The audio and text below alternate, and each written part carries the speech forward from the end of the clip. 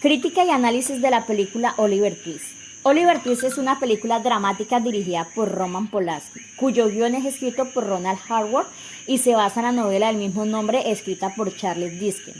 La película muestra la situación real que los niños en aquel tiempo vivían en los orfanatos y el maltrato que se daba a aquellos que llegaban allí.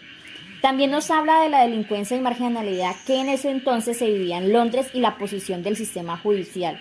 que no dudaba en castigar severamente a las personas sin siquiera investigar a fondo lo sucedido. Esta película genera mucha sensibilidad y nos brinda un acercamiento de conocimientos más amplios sobre la vulneración de derechos de los niños. De allí se genera una crítica social donde se muestran los abusos y desamparos que muchos niños sufrían en esta época de mucha crueldad y avaricia humana por parte de los adultos. Partiendo de esta película, en aquel tiempo se tiene la concepción de la infancia como un cero a la izquierda que no tiene valor, que su voz no era escuchada y en la mayoría de los casos sus derechos eran vulnerados y solo se tomaban en cuenta para realizar las labores de trabajo y que aquel infante es como un ser primitivo que aún le falta mucho para ser alguien capaz y valioso. Se evidencia mucho el adultocentrismo donde el adulto era la mayor autoridad y solo se hacía lo que él dijera y decidiera, fuesen o no sus padres biológicos. En pocas palabras, no tenían derecho ni a sentir ni a pensar, ya que eran obligados a realizar todo lo dicho por ellos. Esta película es muy interesante ya que nos brinda la información de cómo eran las épocas antiguas, el trato hacia los infantes y cómo era el actuar de ellos y mostrar que solo acataban órdenes de sus superiores.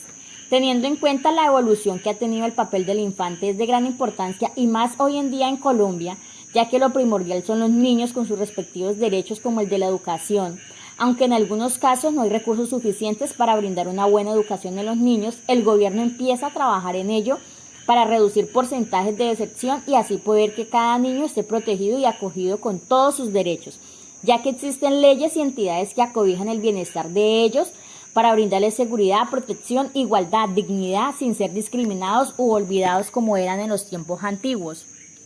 Son muchos los autores que a partir de cierto tiempo concibieron que la infancia tiene diferentes formas de sentir, pensar, ver, entender y que todo para ello debían existir una manera específica de instruir o educar. De Mauss habla del momento llamado ayuda, que a medida del siglo XX refleja un naciente interés empático con relación a los niños que no está basado solamente en la dominación y en la socialización, sino a potenciar y desarrollar sus habilidades. Se reconoce que el niño debe crecer en ámbitos agradables de cuidado, de protección, de juegos y de participación.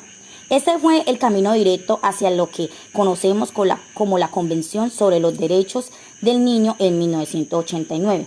Mirando en aquella época cómo vivía la niñez y un claro ejemplo es Oliver, un niño quien desde su nacimiento fue huérfano y su infancia fue muy dolorosa ya que era castigado, manipulado, vendido y perseguido y azotado. Que la única educación que tenía era la formación de unos delincuentes quienes enseñaban a robar, pero que gracias a la inteligencia y valentía logra salir de toda la maldad que lo acechaba. También se observa que no solo la niñez era afectada, sino también la mujer era olvidada y vulnerada, ya que Nancy era una muchacha quien era prostituida y obligada a realizar muchas cosas que ella no quería hacer,